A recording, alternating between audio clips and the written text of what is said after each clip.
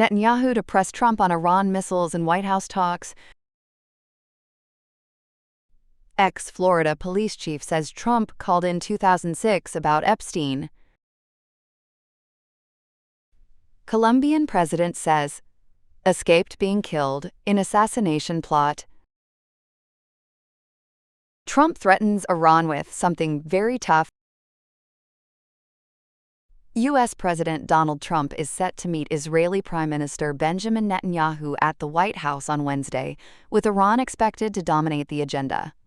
Netanyahu is urging Washington to take a tougher position in ongoing nuclear talks with Tehran. The meeting comes shortly after the United States and Iran resumed negotiations in Oman aimed at reshaping a potential nuclear agreement. Ahead of the talks, Trump warned he may deploy a second U.S. naval armada to the Middle East if diplomacy fails, saying the choice is simple: reach a deal or face serious consequences. He also stressed that any agreement must prevent Iran from developing nuclear weapons or missiles. Netanyahu, making his sixth visit to the U.S. since Trump returned to office, said Iran would be the top priority, though discussions will also cover the war in Gaza and regional security. Israel remains deeply concerned about Iran's ballistic missile capabilities, especially after last year's direct conflict between the two countries.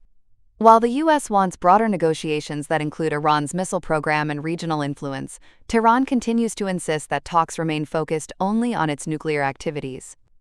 The meeting also comes amid growing international criticism of Israel's policies in the occupied West Bank. A U.S. official recently stated that the Trump administration does not support Israeli annexation of the territory and is focused on maintaining regional stability.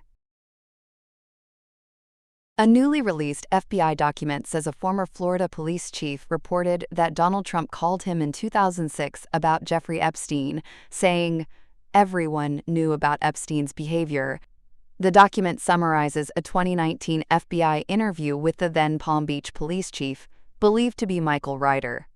According to the summary, Trump contacted police after they began investigating Epstein for allegedly exploiting underage girls and said, "Thank goodness you're stopping him."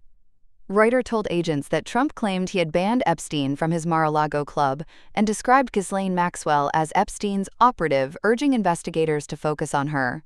Maxwell was later convicted of recruiting underage girls and is serving a 20-year sentence. The former chief also said Trump acknowledged being around Epstein when teenage girls were present but said he quote the hell out of there. Trump was reportedly among the first people to contact police once the investigation became public. Trump has repeatedly denied wrongdoing and says he was unaware of Epstein's crimes. A Justice Department official noted there is no confirmed evidence the call took place, while the White House said it may or may not have happened, but aligns with Trump's long-standing claim that he expelled Epstein for inappropriate conduct. The renewed attention comes as Maxwell recently appeared before Congress, where she invoked her Fifth Amendment right and refused to answer questions. Her lawyer says she would testify fully if granted clemency, a move Trump says he has not considered. Colombian President Gustavo Petro says he narrowly avoided an assassination attempt while traveling by helicopter with his daughters. Petro said the aircraft could not land on Colombia's Caribbean coast after authorities warned that unidentified attackers were planning to open fire. He added that lights at the landing site were never turned on, heightening security concerns. Speaking at a government meeting in the flood-hit Cordoba region, Petro said the threat forced him to abruptly change his travel plans twice. "I'm trying to escape being killed," he stated, linking the danger to alleged plots by drug traffickers he has warned about for months. Officials have not yet provided further details about the suspected attackers or the alleged plan. U.S. President Donald Trump has issued a stern warning to Iran, stating that if Tehran does not agree to U.S. demands concerning its nuclear and ballistic missile programs, the U.S. will have to take something very tough actions. This statement comes amid renewed indirect talks between the U.S. and Iran in Oman, the first since the June 2025 conflict. Trump emphasized that any agreement must address not only Iran's nuclear activities, but also its ballistic missile capabilities and regional influence. He has indicated a willingness to deploy additional military assets to the Middle East, including a second aircraft carrier strike group, to pressure Iran into compliance.